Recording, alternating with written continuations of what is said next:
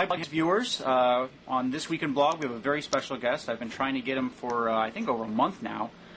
Nate Silver of 538.com. Welcome, Nate. Hey, Conn. And you're coming to us from Chicago today? Yeah, from Chicago. Great. I actually first became familiar with 538.com when a friend of mine who actually interned for or with Nick, I guess we'll find out in a second, at Baseball Prospectus, emailed me the site and wants to know what I thought with it. And I thought it was great. It was something that my former boss Chuck Todd kind of always wanted me to do, and that I didn't have the technical skills or the statistical background to do it as well as Nate does it. But it's a great site, taking many skills, putting them in one place, and applying some much needed scientific rigor to political analysis. So, Nate, before we get back to your baseball stuff, what made you start the site? I don't know. I just kind of got the bug, I think, this year. I've known about Barack Obama, since I was down at the University of Chicago in, 2000, and, between that and Hillary running and McCain running, I just thought it was a fascinating election, and I kind of got tired of watching it and not having a piece I could say about it, and so that kind of led to me first writing on Daily Coast, and eventually kind of migrating things over to 538. Cool. Well, you actually wrote a bunch of essays for a book that I'm a big fan of, that my friend also wrote some articles in, called Baseball Between the Numbers. They got the hardback copy here without the cover, but it has some great essays in it. My favorite title is "What if Ricky Henderson had pink Igaviglia's legs?" Yeah. But you didn't actually write that one, but you wrote some other ones, and so I'm gonna ask you some questions here, and you go ahead and give me the answers. Are you ready? Okay. Yeah. Is Alex Rodriguez overpaid? Is he overpaid? Not the way he has the last couple of years, but I think most baseball players are overpaid. Most free agents, it's the guys who are young, still in their arbitration years, who you actually make money, you kind of give it back. You shouldn't. Teams are a little bit irrational, but teams probably lose money on 7 or 8 out of 10 free agent deals that they sign, whether it's A-Rod or just some kind of crappy second baseman. Well, if you want to see that answer expounded for 25 pages, buy the book. We also have another one. This will be obscure unless you're a baseball fan. Why was Kevin Moss a bust? Kevin Moss was a bust because he was a one-dimensional player. All I could really do is hit for power, and generally what happens is if a guy loses one skill, he can't compensate with any other skill, and so he's a lot more kind of vulnerable. It's almost kind of a ecological model where the more kind of species diversity you have, the more likely you are to kind of survive a threat. So when Moss lost a little bit of bat speed, he had nothing to fall back upon. So he didn't have a good eye like Joe Morgan to. He did actually have an okay eye. Those skills kind of go together sometimes, but okay. He couldn't hit for contact. He was useless in the field pretty much. He was kind of a streak hitter. So no athleticism. So he did have the power. He did have something of a batting eye, but that was pretty much it. Next question: what do statistics tell us about steroids? Not that much, really. I think they maybe tell us that there's been a little bit of an irrational panic about steroids. We can just kind of go back to, I think it was 2006, where you had something like 70 minor league players suspended for steroids, and you kind of the before and after. There was some measurable effect on performance where they kind of got off the drug supposedly after the suspension, but it wasn't enormous. It was 10 or 15 points of batting average, a few home runs, a few points of ERA. I think it kind of matters what kind of steroids you're taking, whether you're actually working out and kind of catalyzing the effect that steroids are supposed to have. Clearly you take a case like Barry Bonds. It probably was pretty impactful, but to say all offensive outbursts are caused by steroids throughout the entire 1990s, that point of view is a bit exaggerated. Well, correct me if I'm wrong, but wasn't the big jump in offensive production really between 92 and 93, kind of even before the strike? Yeah, 93 was the year where they kind of started to transition up, and then 94 even more so. Yeah, that's exactly the right timing, I think. And do you blame the ball? What's your culprit? I don't know. I think it might just be that, hitters are getting stronger in part. But, I also think the balls, if you kind of look at, the Major League Baseball rules about what the specifications of the baseball can be, there's a lot of wiggle room between, kind of the most tightly wound ball and kind of the most loosely wound one. And so, there is actually a fair amount of room there where that could affect the flight of the ball by, 10 or 15 or 20 feet. I mean, I do think steroids played a part, although remember that pitchers are using steroids too. I think partly it's just kind of, hey, people are always getting, literally, even beings are getting bigger and taller all the time. You have kind of more players coming in from Latin America, right. So you have more kind of selection. Well, I always just thought that the numbers, if you look at across the league between 92 and 93, the jump was so dramatic. It couldn't be that all of a sudden one year everyone started taking steroids. So, well, there was some, like in 1987, for whatever reason, for 1 year. It was just 1 year. That was my point. Yeah. That's the thing. And if that kind of stuff can happen, then it's the ball. There has to be some kind of, I would think so. I mean, it's the most logical conclusion. So, put me down for a ball. Change that fast. Okay, last question on baseball before we move to politics. Why doesn't Billy Bean's shit work in the playoffs? Why doesn't Billy Bean's shit work in the playoffs? It doesn't work because certain types of skills tend to be more accentuated in the playoffs. You want it is a little bit more pitching heavy, and the reasons why that is are a little bit complicated. But what you want is good frontline starting pitchers, and you want frontline starting pitchers who can strike people out, because good hitters are not going to be beaten by finesse pitchers. You need guys that can really, blow through good lines. So you don't want the Nibblers, the Greg Maddoxes, the Mark Mulders. You want the Randy Johnsons and Kurt Schillings. You want the Randy Johnsons, yeah. Not Greg Maddox you probably take, but the kind of typical kind of finesse lefty kind of pitchers, they can get beat up once they face good lineups.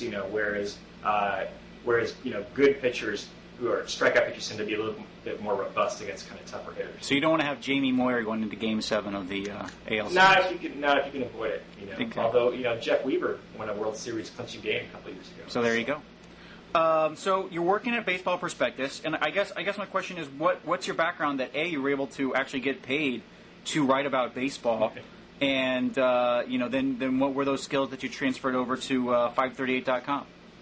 Yeah, I mean, I started working at Baseball Prospectus because I sold to them a projection system called Dakota, and I kind of basically done that in my spare time. Well, you created Pacoda? Yeah. I did not know that. Yeah. It was when I had a consulting job out of college that I wasn't terribly engaged by, and so, but we worked with a lot of stat packages and spreadsheets and stuff like that, so I kind of work on that. It always looked like client work, and so my boss would come by and say, "Hey, that looks great." I think it was from my other boss, and really it was a way to kind of extract me from my job in the from end. your doldrums. Do you want to just briefly explain what Pacoda does?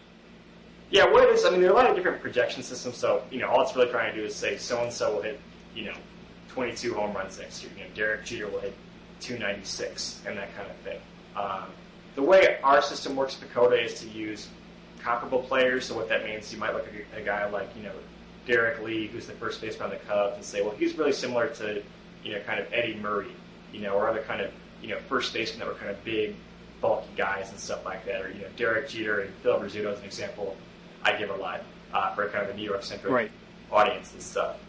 But, and it's proven to be pretty darn accurate. When we have measured it, it is the most accurate system. It's not a big difference. I mean, it's kind of like you get 62% of the way there with one and 63% with ours, so I don't want to exaggerate it. But, it does do a little bit better, and it's a lot more presentable. We think we actually kind of, if you're a fan of baseball history, you can kind of log on and see who the similar players are and realize, these are human beings. You can have, like, a Willie Mays career path. You can have, like, a kind of Cesar Cedeno career path of the same player where a guy kind of falls off the cliff. Right. So it's kind of a more realistic portrayal about, how these things actually evolve over time. No, does Baseball Reference, do they use the Pacoda for their similar player rankings? They use kind of Bill James's original formulation, and my Pacoda, those ratings are very similar in spirit, although we try and look more at, theirs are more kind of backward looking, whereas mine are meant to be forward looking. So, for example, I might look at something like how tall a guy is, like his height and build and stuff like that. Those things actually matter in terms of kind of identifying performance going forward, but you would never say, well, this guy doesn't belong in the Hall of Fame because he wasn't very tall, which is kind of more how the Bill James ratings are designed. They're inspired by the same kind of seedling of an idea. Really, it was certainly Bill James's idea first, but to kind of apply that to, forecasting, forward-looking stuff in an explicit way was kind of the key insight, I suppose, behind Dakota. Great. So you're working at Baseball Prospectus using this stats-based analysis to kind of keep all the talking heads honest. And you thought you'd bring the same skill to politics. What do you think is the biggest failing of the political punditry when it comes to using polls and statistics for predictions? Yeah, I mean, there are here a lot of parallels between, political punditry and kind of baseball punditry, I think, where in baseball, people use statistics all the time. I mean, you always hear, you turn on a baseball game, you'll hear, literally 3 or 4 statistics cited an inning. A minute, Yeah, but they kind of use the wrong ones a lot of the time, unless they've read Baseball Prospectus, of course. But, you'll use batting average when on-base percentage kind of captures better what you really want to have happen, what that's really trying to represent, You might not understand that stats like RBIs are context sensitive, so if you're a leadoff hitter, no matter how good you are, you're not going to get very many RBIs. If you're a cleanup hitter, you can be pretty crappy and still not get 100 runners.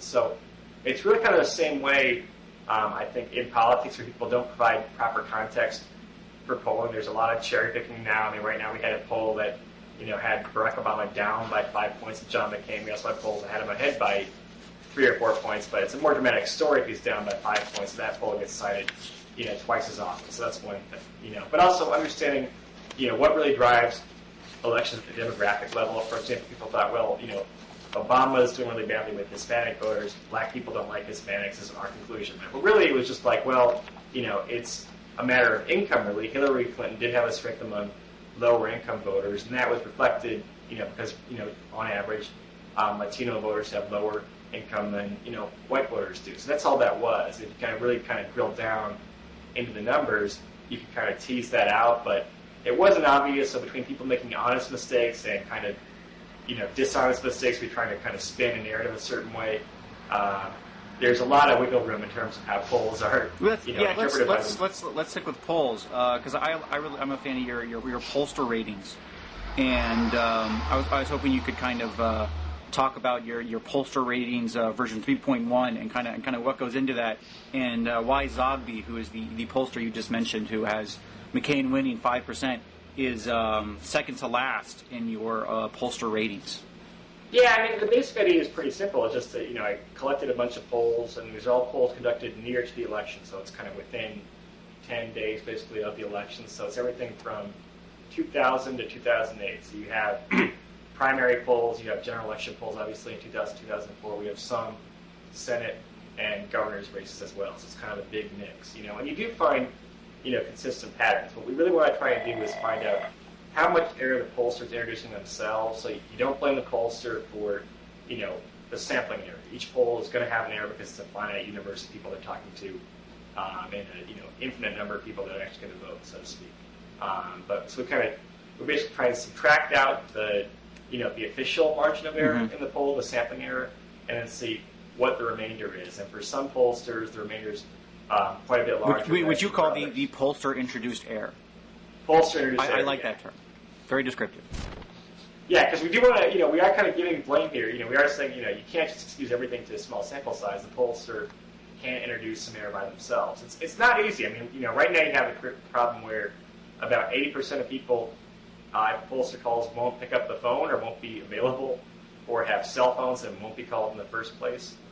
So it's not easy to kind of go from where your response rate's maybe 15 or 20% and try and have it be a representative sample. It is, it does require real science, but it also means that if you're not being scientific about it, if you're being sloppy, you can put out some kind of ridiculous-looking results. Now, I was very interested to see Rasmussen as high as he is, mostly because I know a lot of people in this town have skepticism that he doesn't use, that is automated, that he's not using actual callers. But he seems to do pretty well in your rankings. Yeah, I mean, ironically, I think 2 of the top 3 pollsters, Rasmussen and also Survey USA, both use these robocalls, so-called, or IVR, I think is the kind of more technical term. But they've done pretty well, and I think I think part of it is there may be factors people can kind of press the wrong button or something, but there is human error too when you have kind of a human interviewer. People also have dynamics where they want to please the person on the end of the line, or they want to kind of steer someone toward a response. I mean, I did this stuff in high school where I was doing kind of official. Yeah, I did it in college too. Research. Where yeah, you I knew how it was. Yeah. If you were trying to meet your quota and you want to go out and get some beer money, you probably weren't doing the most thorough job. You kind of rushing people through things and everything else. So I don't know. I'm not sure that I'm not sure that if you have a well-designed call script where the questions are delineated clearly. I know like Survey USA has like local television personalities go on and recite the questions and stuff like that. I mean, I think there are probably problems either way, but I do think there's a little bit of snobbery in how kind of like maybe the Beltway community says, well, if it's a robocall, we can't use the poll. No, there is that attitude. Yeah, and it's weird. I think it's kind of protectionist actually in certain ways where if you have a pollster tied to CBS or NBC or ABC, all these organizations do, you're going to want to kind of protect that interest. Ironically, the worst pollsters tend to be the ones that are associated with the major news organizations. It's kind of like they get away with their brand being so strong. I mean, New York Times, I see the New York CBS. Times is at the bottom. I'm very surprised. Those are really strong brands, but their polls have not been all that fantastic historically. Even Gallup has been doing kind of screwy things with their likely voter model the past couple of years. They've had a rough kind of run of things for the last couple of cycles. Fair enough. Now, you also have another interesting feature I'm a fan of is the Obama-McCain Electoral College projection. And yeah. I think right now you have Obama at 272 and McCain at 265. What's the model you use to? Are you just going ahead and compiling the best polls from each state, or what's your system for this projection? The system is, I'd say, it is relatively complicated. The first step is kind of just collect all the polls and take a weighted average, so the polls that have been more accurate in the past are weighted more heavily. So that's weighted by your pollster rankings? Correct, yeah. And by the sample size as well. Okay. So, there's kind of, and that probably gets a little bit complicated, but basically, if you do, all else being equal, it is better to have a larger sample, and also by how recent the poll is, So if you report a poll today and saying, well, we'll keep the poll in the average for a week and then drop it, it's all kind of happens organically. You have like kind of an exponential decay curve, literally, for how long you can keep the poll in the average. So that's the kind of basic first step, But from there, we're also kind of adjusting polls for current trends. So, right now, for instance, there's a trend toward John McCain. It's about 4 points nationwide. It might be kind of more in some states there than in others. If you have a state that hasn't been polled in several weeks, then you can't really assume that the numbers haven't moved there. If in every kind of neighboring state they have moved. So we have to try and extrapolate out a trend line and apply it to states that haven't been polled recently. So you're trying to make everything as current as possible in essence. So that's kind of step two. We do combine some demographic database and a regression model, so that way, if you don't have a lot of polling period, we can kind of estimate based on states where we do have more robust polling, and then you kind of throw it all in the big blender and simulate the election 10,000 times and kind of see what comes out, basically. Right. So I see you have Obama at 272 electoral votes to McCain's 265.7. But then you also have currently the win percentage for McCain at 52.1. Do you want to briefly explain how that's possible? Yeah, it's an unusual thing that's happened. I think it's only happened like once before. But the reason why is that, if Obama wins, there are basically kind of three possible outcomes. We think there's kind of a big Obama win, which might not be huge, but, because he has states like California and New York and Illinois in the bag, which are big electoral vote margins, you could still get a pretty blue map. You could have a small Obama win, but you could now have a small McCain win. Those McCain scenarios where he kind of wins Ohio by 1 point and Virginia by 2 points and Colorado by half a point and kind of hangs on. Right now that looks like the most, kind of plurality outcome, I guess, in the election. Right. So you have a lot of kind of larger Obama wins, which are more occasional, and then some very small McCain wins, which have a lot. So you kind of, take the way it's all weighted. Obama wins by more votes on average when he wins, but McCain actually wins more often. But this is the first time. And this is the first time during since they both narrowed down the nomination that you're showing McCain winning a small majority of your simulation? Yeah, it's the first time since the day that Hillary quit the primaries, basically.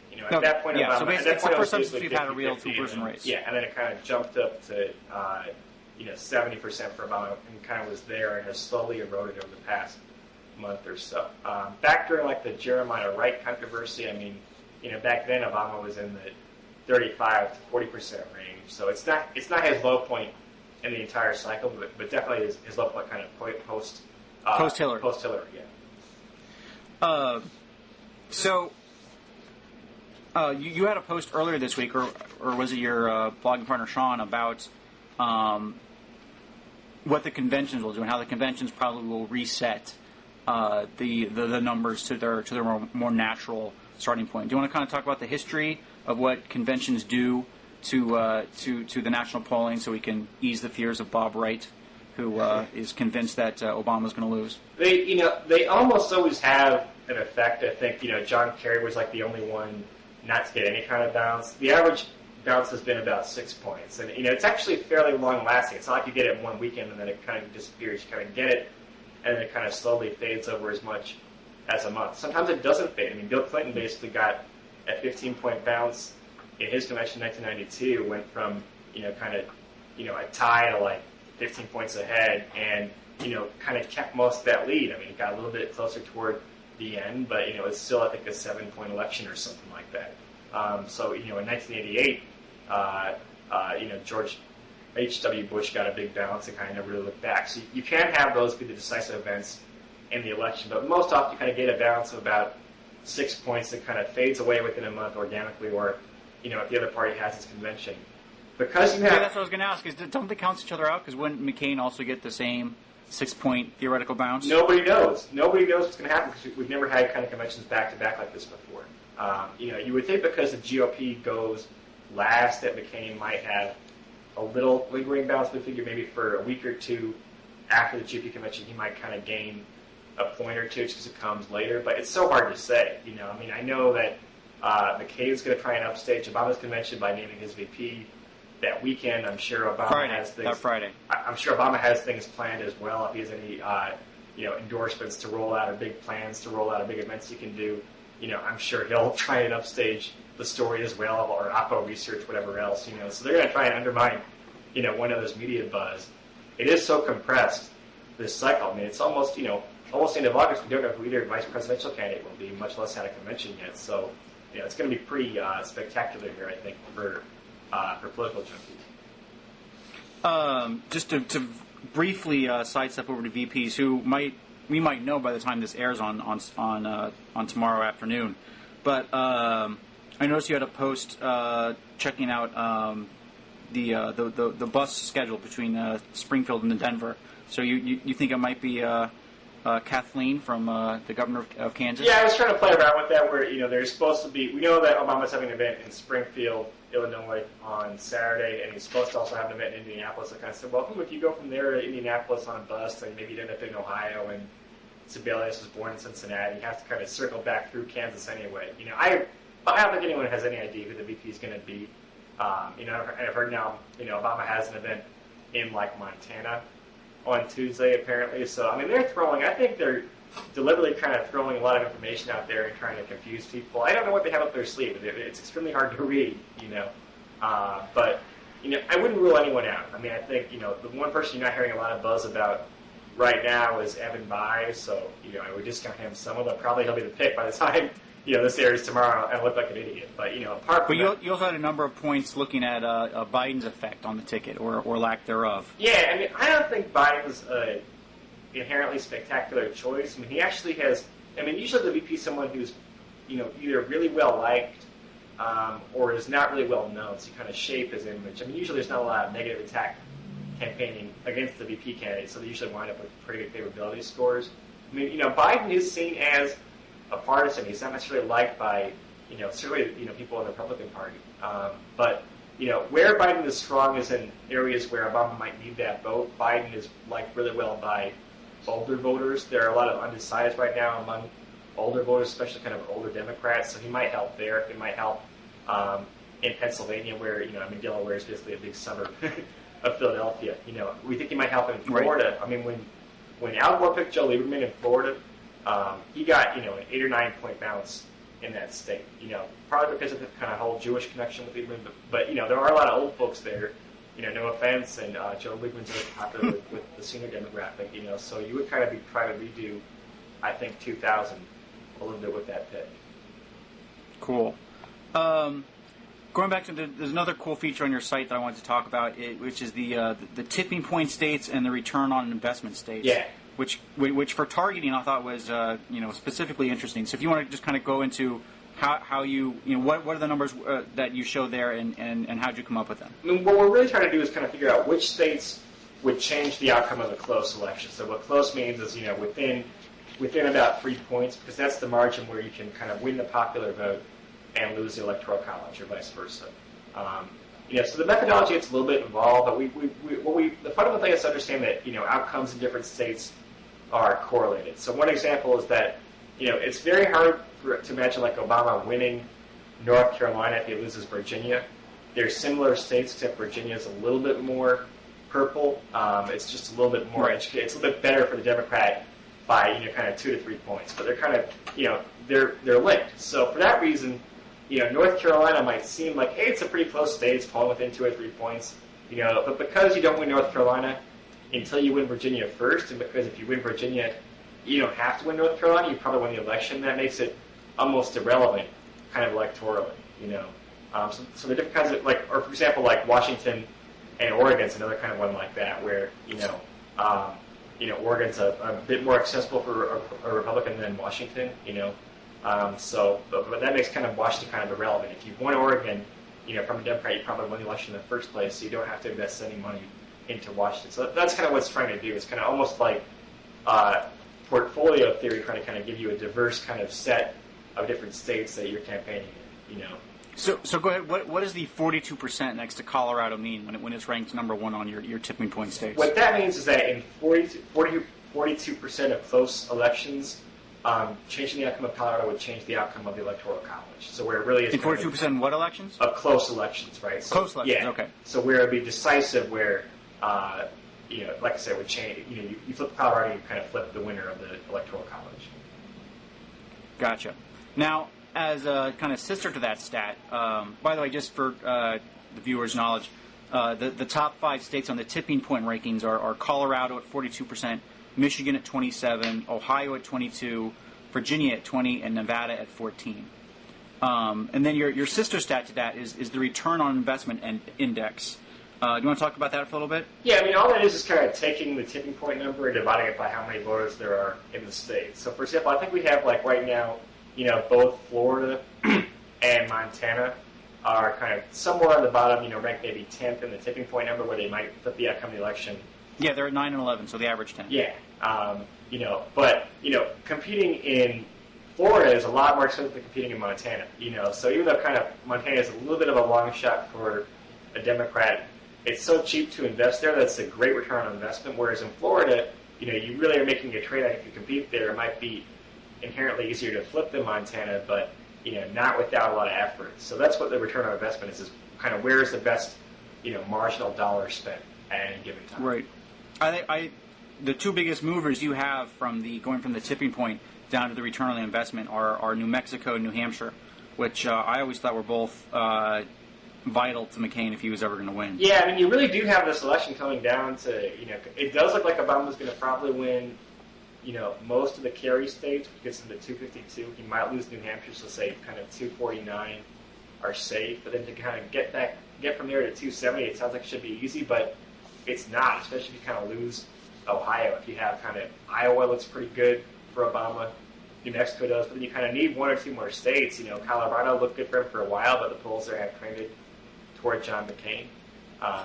They're hoping to compete in Indiana, but those polls look like they're going for McCain now as well. So, it is kind of funny that, that 270th electoral vote could really kind of frustrate Obama. But they have a lot of places where they're kind of knocking on the door. It's kind of a question of, could it be an election where Obama has 6 states that he loses by 2 points each? I mean, then they'd be pretty frustrated with kind of having this strategy. But if you also or you could have a case where, hey, our investment in North Dakota really paid off. Our investment in Alaska, Montana paid off, where the Republicans didn't really kind of counter with any kind of ground game. So it'll be a lot of fun to watch. The fact that you are kind of having a big map being played out is, a lot more fun for people like me. It is. It is. I do notice that on both the tipping point and return on investment index, that Colorado, which just so happens to be where the Democratic convention is ranked number 1 on both, whereas Minnesota is 12th on your tipping point and 14th on return on investment. So looks like the Democrats have the advantage in picking where their convention is this cycle. I think so. I mean, Minnesota has has closed a little bit in the polls. I don't know if I totally buy it. Although there was a poll today saying that McCain would lose Minnesota by 10 points ordinarily, but if he named Tim Pawlenty to be his VP, he'd win it by 2. So maybe it's going to be Tim. I don't know. I think Minnesota might be a little bit of a trap state for the Republicans, though, where it's a state where fundamentally Obama's done really well in Wisconsin. He's doing well in Iowa. Usually Minnesota's an easier state. Yeah, that whole anything that is anywhere near Illinois. Yeah, is doing kind of well. Illinois region.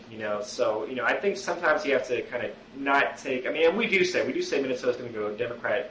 80% of the time. If you just kind of look at the polls in the abstract without the context, you might think it's more of a toss-up. So I don't know. I think likewise for Obama, some states like for the reasons I explained before, I think North Carolina is not a great place for him to invest. Certainly not something like Georgia. I don't think. Although who knows? Maybe they know how much turnout they can kind of coax out of the African American vote there. But it seems to me like both sides probably have to be more serious, kind of pair off a couple states at each end. So if you were the campaign manager for Obama and McCain, what 5 states on each would you be pouring money into? I think really kind of the 4 or 5 we discussed before. I mean, really it's kind of Colorado, Virginia, Michigan, Ohio, Nevada, New Mexico, Iowa, and then you have to decide, is Florida worth an investment or not? I think Pennsylvania now has kind of gotten to the point where, Obama's not going to win Pennsylvania in a blowout, but it's pulling about 5 points ahead of his national numbers, which is probably pretty safe. Again, it being kind of an expensive state to compete in. But I think both campaigns are doing a relatively good job of allocating resources so far. Yeah, I think Obama wants to play a somewhat bigger map because he thinks he can kind of, he has more money to spend. He can kind of force McCain to kind of run around. And I think they've been smart, the Republicans, not to kind of call some of these bluffs and say we're not going to compete in Indiana. That one would be a little bit better with McCain. It's close enough to Illinois, but say we're not going to go dump a lot of money into Alaska, for instance. So that's going to be really, fun to see is, because in the past you've had, really the Republicans kind of win the ground game, the get out the vote efforts. This year it might be the opposite, where you don't really have any kind of a ground game for McCain in Indiana, where Obama has 30 field offices open. I mean, how much will that matter? Can it move the numbers by 5 points or by, a fifth of a point, or who knows? But that'll be really kind of fun for election night. Yeah, I think Obama's ground game is going to be the big wild card going into the presidential election. But enough about presidential elections. Despite having the 538 name, you also devote some resources to looking at the Senate scorecard, which, if we do have an Obama administration, is going to be particularly important. And what are some of the closest races you see on the Senate side? Well, I think we've actually had races that look like they were going to be close become less close. So Alaska looked like it might be the most interesting race on the whole map this year. But with Ted Stevens being indicted, it's now going to Mark Begich by 12 or 15 points. It looks pretty safe. Some of these states like Virginia will flip Democratic. It's not really competitive at this point. Right. Mississippi's a state that might be pretty close. That's one to watch. We thought maybe Louisiana might be a close state for Republican pickup, but it looks like that. Now Mariel Andrews kind of picked up a bunch of ground there. It looks like. So. I saw she was up by I saw a poll she was up by 15, 18 today. Yeah. Something. So I think Colorado and Mississippi are probably the 2 most interesting at this stage. But who knows? Right now I don't think the Democrats have a fantastic path to 60 seats. They have to kind of take one of these kind of second tier races, whether it's North Carolina or maybe even like Georgia now or Idaho or Oklahoma. Kind of take one of those and dump some resources into it or something. But right now it looks like it's going to be kind of they're going to probably gain 4 or 5 seats almost for sure. They might kind of pick off one more, but to get to 60 is going to be pretty tough, I think.